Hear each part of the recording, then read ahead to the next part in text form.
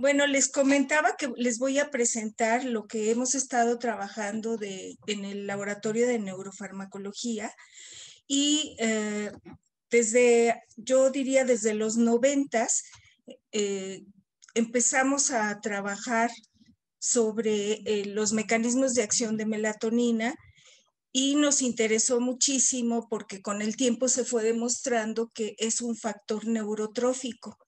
Entonces, la melatonina es una indolamina que aisló Lerner en 1959 y a partir de ese momento se empezaron a estudiar cuál era el papel fisiológico de la melatonina. Y yo diría que un aspecto que ha sido muy importante para la psiquiatría ha sido el que se encontró que esta hormona, y que también es una vitamina, y también, como les decía, un factor neurotrófico, actúa regulando el ciclo sueño-vigilia, entre otros procesos biológicos, porque en realidad en general es un sincronizador de ritmos. Entonces, el pionero en el estudio de melatonina en sueño fue Daniel Cardinali, y después Shandova y Gurdman continuaron, y muchos otros grupos como Nina Sisapel continuaron el estudio de cuál era el papel de la melatonina en el sueño. Y entonces lo que se encontró fue que mejoraba la eficiencia del sueño, como ustedes lo pueden ver en la gráfica de la izquierda, y también cuando se le administraba la melatonina se observaba que aumentaba la cantidad de melatonina que circulaba en el plasma, y eso lo pueden ver en la gráfica de la derecha. Y como les decía, ahora en la actualidad, bueno, ya saben que en psiquiatría se utiliza mucho la melatonina como un coadyuvante para la mejora del sueño de muchos pacientes neuropsiquiátricos que tienen alteraciones en el sueño. Entonces, nuestro grupo, entre otros muchos, encontramos que la melatonina puede actuar como un factor neurotrófico, ya que estimula el neurodesarrollo. Y este proceso va desde formación de nuevas neuronas, lo que se llaman conos de crecimiento, que es una neurona muy inmadura, empieza a formar unos estructuras de microfilamentos a partir del cual se van a formar las neuritas, y una vez que se forman las neuritas, esas neuritas maduran hacia axones y dendritas, se forman las espinas dendríticas a través de las cuales se van a establecer las sinapsis. Y entonces en el lado izquierdo ustedes pueden ver una imagen cerebral. Del lado izquierdo está una persona sana, y del lado izquierdo una persona que tiene, en este caso me parece que es Alzheimer, no, es esquizofrenia. Y entonces vean cómo los ventrículos laterales que se los estoy señalando y están mucho más aumentados de tamaño, y eso es a expensas de que el hipocampo se reduce. Y aquí lo que pueden ver es una micrografía electrónica en donde están teñidas las dendritas con tinción de plata, y pueden ver cómo en estos taches son espinas dendríticas, y como pueden ver aquí abajo es la imagen, una micrografía de un paciente con esquizofrenia, y abajo otro. Entonces observen cómo hay una disminución en el volumen del hipocampo, pero también hay una disminución en las espinas dendríticas, que nos habla de una disminución en la conectividad sináptica. Y de hecho ahora lo que está muy en boga es el estudiar el neurodesarrollo, ya que se ha demostrado que se pueden formar nuevas neuronas, se pueden integrar a la circuitería, madurar, y por lo tanto podría ser una de ayuda para el tratamiento de enfermedades neuropsiquiátricas. Y en particular en este caso se ha estudiado mucho cómo los fármacos antidepresivos estimulan la neurogénesis. Entonces, volviendo a la melatonina que les decía, actúa estimulando todas estas etapas del neurodesarrollo. Algo que ha sido muy importante es entender cuál es el mecanismo de acción. Y de hecho lo que están viendo en su pantalla es imagen de los mecanismos de acción de melatonina es una imagen que la verdad es antigua, tiene como 20 años o más, y ahora el panorama es mucho más complicado.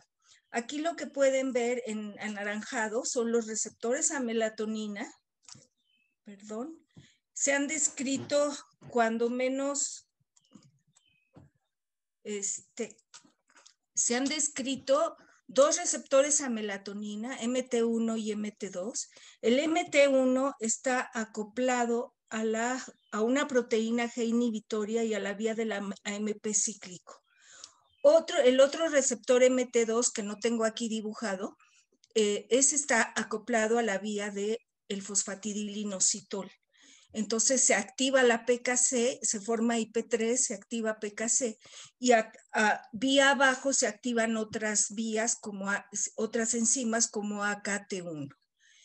También se ha descrito otro receptor que es una quinolona reductasa.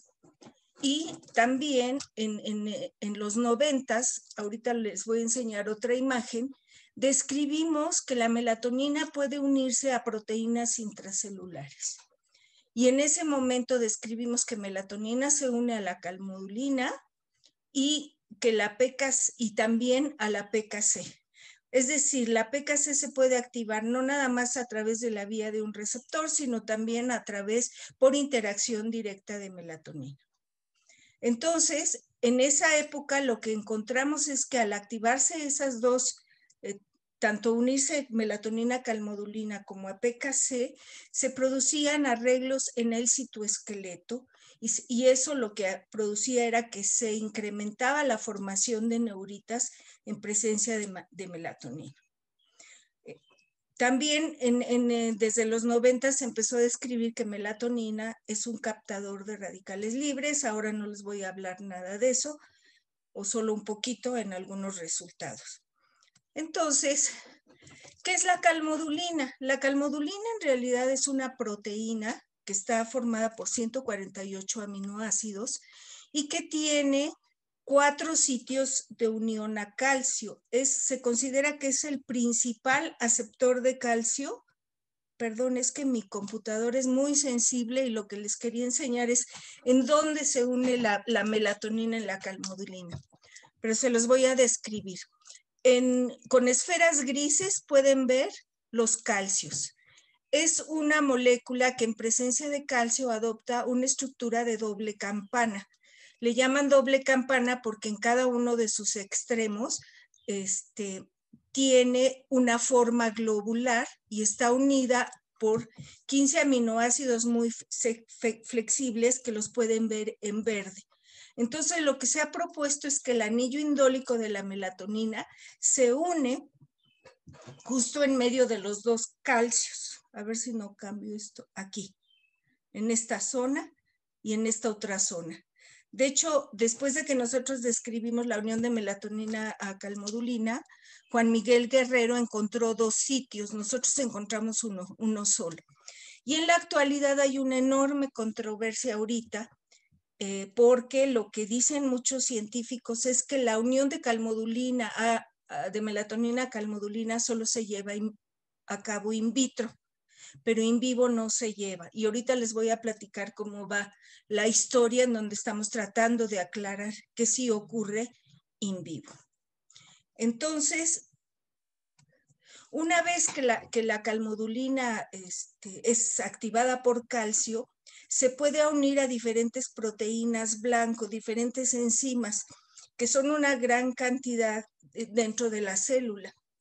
Y a través de esto va a desencadenar procesos que son muy importantes, en particular para el neurodesarrollo. Aquí lo que pueden ver en esta imagen es la caricatura de lo que es la calmodulina sinasa 2. A esta sinasa se le une la calmodulina y una vez activada por calcio, y es una enzima que está formada es una holoenzima, es decir, que varias subunidades están formando a la enzima.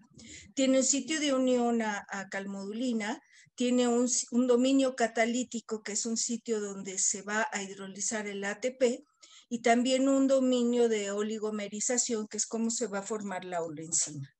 Y esta enzima es particularmente importante para estabilizar a las dendritas, para que se muevan los filopodios y se ramifiquen las neuritas, y sobre todo en dendritogénesis.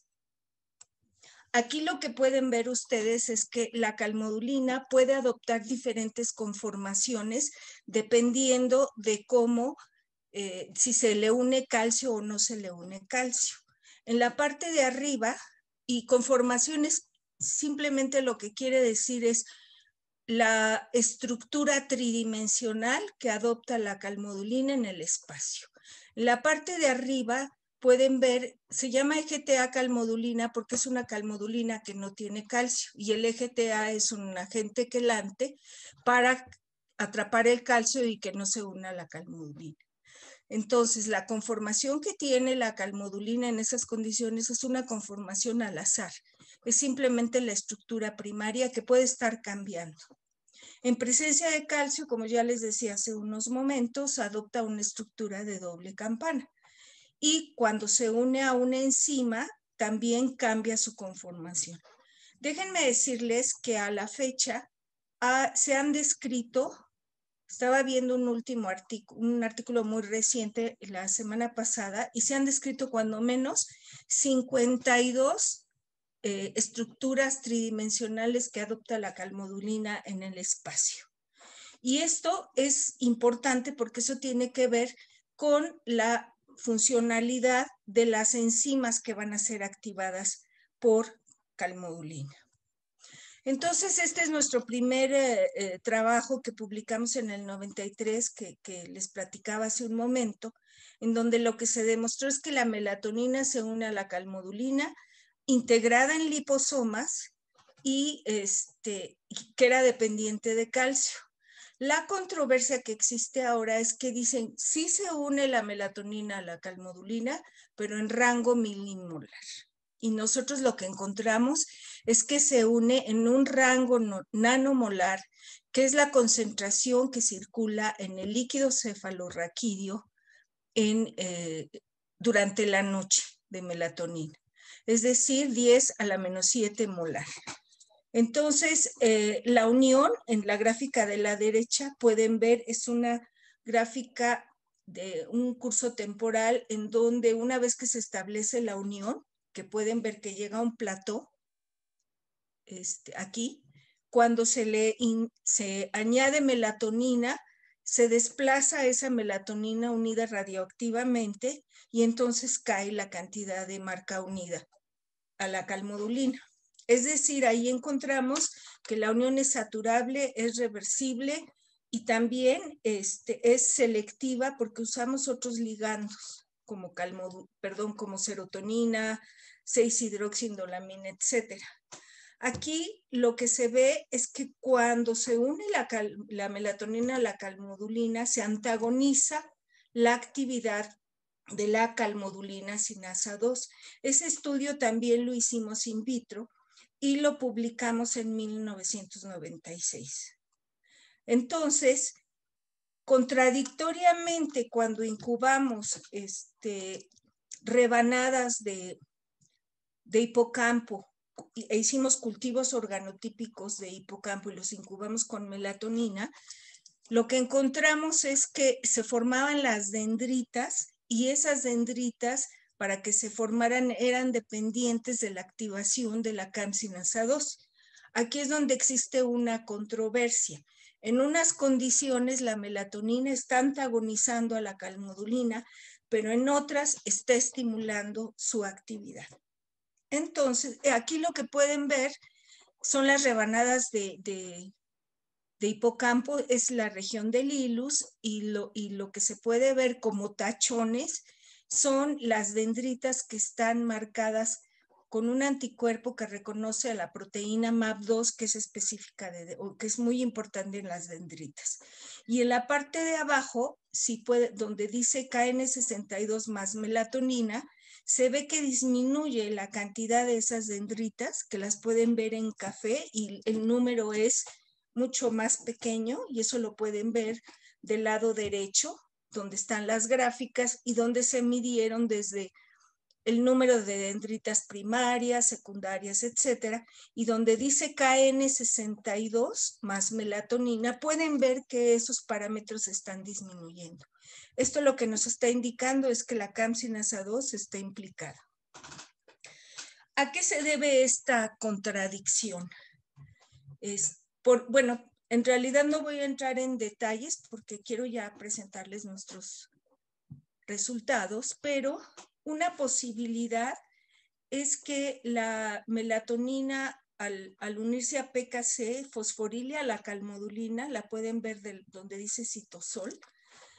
Esa calmodulina se une a campsinasa 2 y entonces puede ser trasladada de dominio, del dominio citosólico al dominio citoesqueleto membranal en donde va a ser su acción.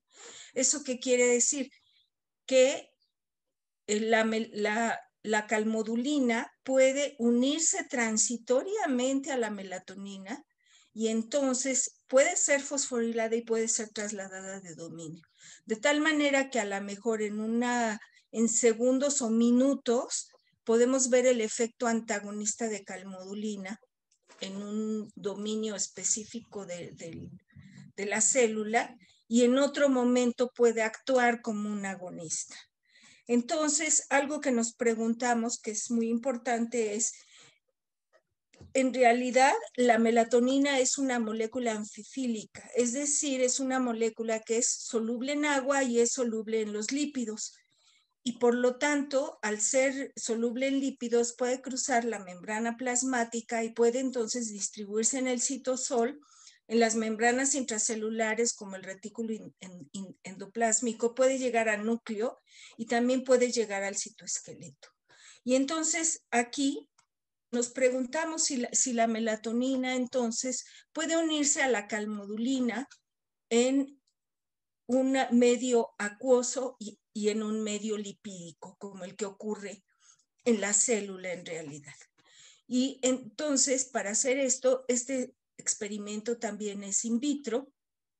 Lo que hicimos fue, primero, encontrar unas condiciones adecuadas para que pudiéramos ver si se generaba una conformación diferente en cada uno de los medios. Y para eso utilizamos, del lado izquierdo ven un gel desnaturalizante, es decir, la proteína se despliega completamente en presencia de SDS, que lo llena de cargas negativas y hace que se pueda separar en ese gel por peso molecular, o bien en un gel nativo que lo que hace es permitir que se conserve la estructura de la calmodulina. Eso lo pueden ver en la parte de arriba donde dice B, ese es el gel nativo. Y esto tiene la característica de que el EGTA, el calcio, hace que se retarde en migrar la calmodulina.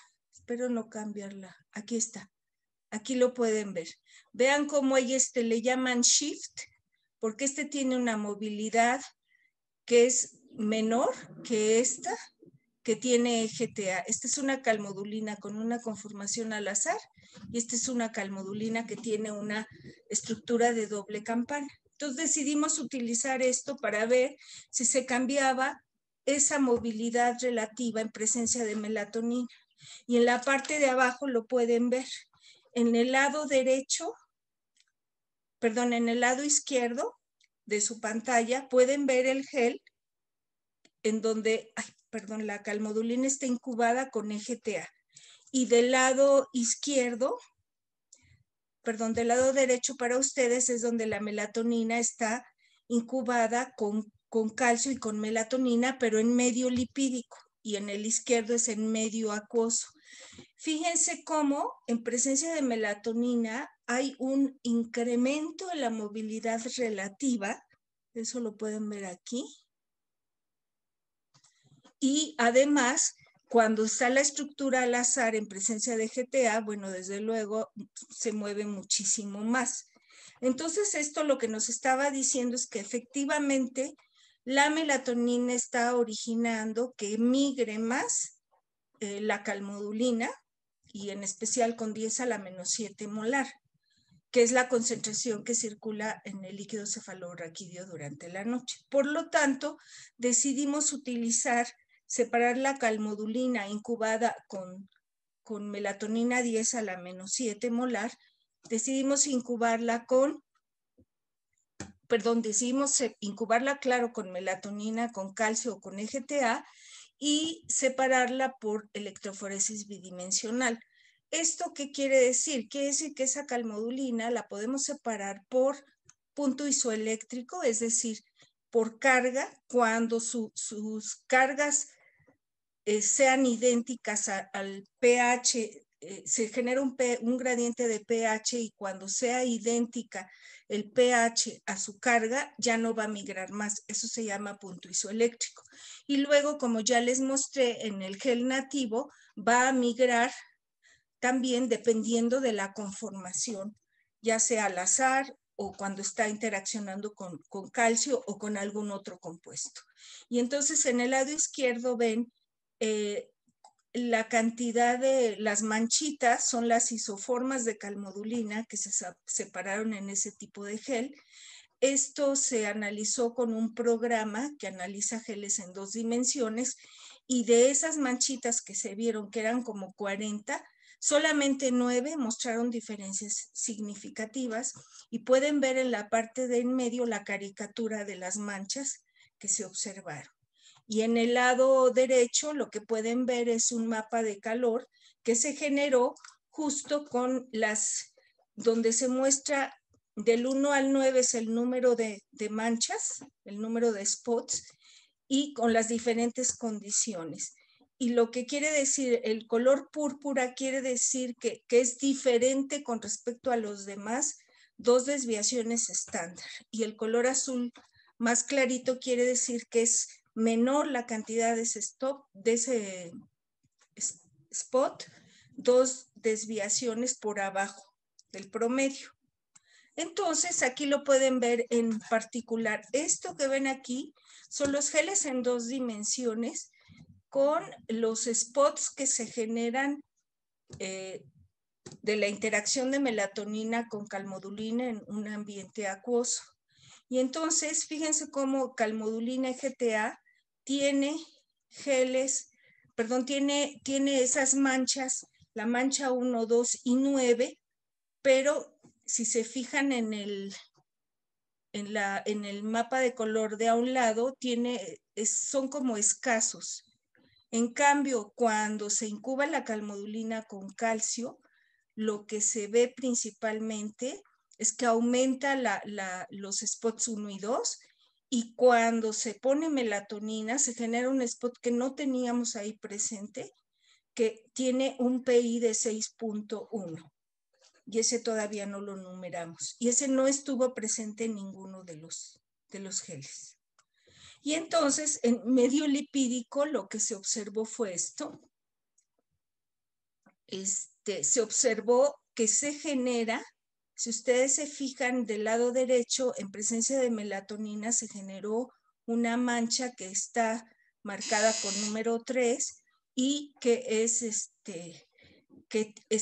tiene una cantidad por arriba de 2 desviaciones estándar, si se compara cuando no tiene melatonina o cuando no tiene calcio ni melatonina, en donde no se ve presente esto. Y también hay hay abundancia de los manchas 1 y 2. Esto lo que nos está diciendo es que se están adoptando diferentes conformaciones en medio acuoso y en medio lipídico con melatonina. Entonces quisimos ver qué pasaba con la actividad de la calmodulina sinasa 2 activada por melatonina, y entonces ahí pueden ver una dosis respuesta en un ensayo in vitro donde pusimos melatonina, la enzima purificada y calmodulina, desde luego. Y entonces fíjense que aquí se observa que en medio acuoso la la CAM sinasa 2 se activa, y en medio lipídico se ve que melatonina está antagonizando a la CAM sinasa 2. Entonces, parecería que las conformaciones que nosotros observamos separando por 2 dimensiones, es decir, esa conformación que tiene un PI de 6.1, parecería que es la que está activando a la campsinasa 2, y la conformación que nosotros identificamos como spot 3 está participando en el antagonismo de la campsinasa 2 por calmodulina. Y bueno, luego lo que nos preguntamos es si, de hecho está descrito que cuando se oxida la melatonina, se oxidan en realidad las metioninas que están localizadas cerca de los sitios de unión a calcio en cada uno de los extremos globulares de la calmodulina. Entonces, una posibilidad es que si la melatonina, el anillo indólico se une y ocupa ese sitio que está en medio de los dos calcios, espero que no se cambie aquí, en este sitio, una posibilidad sería que se bloquee la oxidación de la calmodulina. Entonces, lo que hicimos fue incubar a la calmodulina y a la calmodulina en presencia de melatonina en condiciones de oxidación. Y entonces en la gráfica A y en el recuadro pueden ver una calmodulina activada por calcio, en donde cuando se incuba con melatonina, vean cómo disminuye la oxidación. Y es la cuarta barra en esa gráfica. En cambio, si la calmodulina está incubada con EGTA, es decir, no tiene calcio, tiene una estructura al azar y se pone melatonina, la oxidación no se previene. Entonces, esto lo que nos sugiere fuertemente es que sí, la interacción de melatonina con calmodulina está previniendo la oxidación, y además parecería que aquí en estas condiciones está actuando muy poco como un scavenger, que esa era una de mis preocupaciones, que decía, ¿cómo voy a distinguir que se prevenga la oxidación de la calmodulina por interacción o porque está actuando como un scavenger? Y creo que este experimento lo que nos está diciendo es que parecería que sí previene la oxidación por interacción directa con la calmodulina. Este experimento no se los voy a presentar porque quiero dedicar unos minutos al trabajo que hemos estado haciendo con Alejandro Constantino Jonapa, que también está muy relacionado con neurodesarrollo. Entonces, bueno, aquí lo que podemos concluir es que sí encontramos conformaciones diferentes en medio acuoso y en medio lipídico.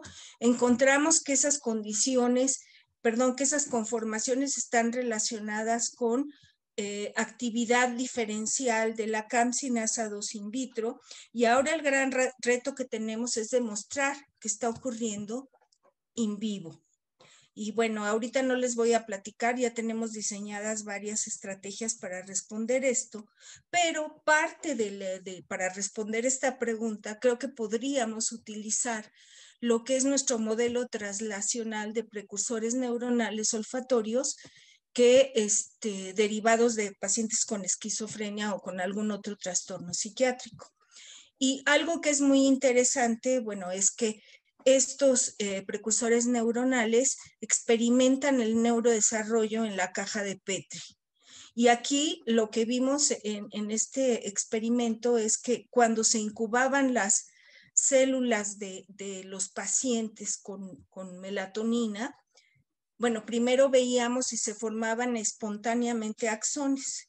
Y lo que encontramos es que espontáneamente sí se forman en los controles, que es en la gráfica de arriba. Bueno, son células derivadas de un solo sujeto control con círculos blancos. Sí se ve que se forman axones, pero por otro lado, en el caso de los pacientes con esquizofrenia no se forman los axones. En cambio, si los retamos con melatonina, se empiezan a formar, tanto con melatonina 10 a la menos 7 molar como con melatonina 10 a la menos 5 molar, tanto en pacientes como en el sujeto en el sujeto control. Y claro, la respuesta del sujeto control es mayor. Entonces, bueno, esto lo que nos dice es que es un modelo que sí se está formando, que puede formar axones. También ya demostramos, por otro lado, que puede formar nuevas neuronas. Y algo que es importante es que una de las proteínas que regula la formación de neuritas en etapas tempranas es la vía de la ROROC. Entonces, antes de meternos al estudio de CAM-SINASA 2, como teníamos antecedentes de que se modificaba el citoesqueleto en los precursores neuronales de pacientes con esquizofrenia, se formaban macroaperturas que posiblemente es porque no se formen focos de adhesión y estaba alterada la formación de axones, decidimos entonces explorar esa vía ROROC para en los pacientes. Y entonces aquí está la vía. Melatonina, como les decía, ya se había demostrado que activa a esta vía de ROROC. Pueden ver vía PKC, es decir, melatonina puede interaccionar con PKC y activar de esta manera a la vía de ROA. Y esa vía de ROA estimula una sinasa de ROC y a través de ese mecanismo regula el citoesqueleto. Por otro lado, lo que ya habíamos estado hablando, que la melatonina puede unirse a la calmodulina, activa la CAM-SINASA 2 y entonces puede estimular la dendritogénesis y el crecimiento axonal, y por lo que acabamos de ver parecería que va a modular la actividad de esa enzima dependiendo del microambiente en el que se encuentre, ya sea citosólico o acuoso. Entonces empezamos a estudiar, esta es una corte de varios pacientes con esquizofrenia y empezamos a ver si se expresaba o no. Primero vimos la distribución subcelular de la proteína ROC, que ya vimos que es uno de los efectores de esta vía, y en la parte de arriba ven como puntitos cómo se distribuye en un sujeto control esta proteína ROC. Sin embargo, vean cómo en la parte de abajo, que son células de un paciente con esquizofrenia que está tratado y un trastorno bipolar, esa distribución cambia completamente y lo cual nos está sugiriendo que esa vía está alterada en los pacientes con esquizofrenia. Después, lo que vimos anteriormente es una corte de participantes femeninos y esta es la corte de participantes masculinos. Y en los participantes masculinos exactamente se ve lo mismo, se ve con un patrón punteado en el caso del control y ese patrón punteado pasa a ser un patrón difuso en los pacientes con esquizofrenia tratados y en el trastorno bipolar. Parecería que en el paciente con esquizofrenia paranoide todavía se ve algo de ese patrón punteado. Entonces medimos la expresión de la proteína ROC1, perdón, este es ROC2, que es la que está directamente, es la que es más abundante en cerebro y que está involucrada en neurodesarrollo.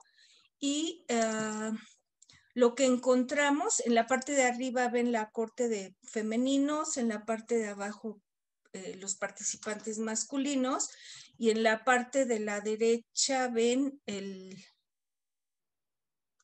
las dos cortes. Entonces sí se ve una tendencia a que hay una mayor expresión en ROC2, sobre todo en pacientes con trastorno bipolar y pacientes con esquizofrenia no tratados. En los tratados parece que disminuye la vía. Ahora, como esto hay una gran dispersión, necesitamos aumentar la N para ver si estos cambios estas tendencias son significativas. Sin embargo, el hecho de que esté alterada la distribución subcelular y el hecho de que exista una mayor expresión de la enzima nos sugiere que puede estar alterada la vía y desde luego tenemos que hacer otros experimentos para hacerlo. Y también medimos la cantidad de actina en cada una de estas células. Ya habíamos observado que hay alteraciones en cómo se organiza. Sin embargo, aunque hay una tendencia que hay mayor cantidad de actina, hemos encontrado que no hay cambios en la cantidad de actina que está en forma globular o en forma microfilamentosa, y por lo tanto también tenemos que aumentar la N. Y bueno, ¿cuál es la conclusión de todo esto? Creo que ya les fui dando conclusiones parciales. Creo que aquí pues tenemos todavía muchas preguntas. Tenemos que hacer experimentos para demostrar que la interacción melatonina-calmodulina, aunque ya se ha hecho parcialmente en células en cultivo hace muchos años, lo queremos hacer en un modelo animal, que la interacción melatonina-calmodulina y CAM-SINASA 2 está ocurriendo en vivo, y también nos gustaría usar el modelo translacional. Y en la parte de la vía de RO-ROC, bueno, yo creo que ahí hay que demostrar que hay cambios en la cantidad de RO activa, en la actividad de esa vía, y desde luego lo que vamos a hacer es utilizar un enfoque farmacológico para bloquear la vía y entonces ver cómo es la respuesta en las células de los pacientes con esquizofrenia. Y muchas gracias.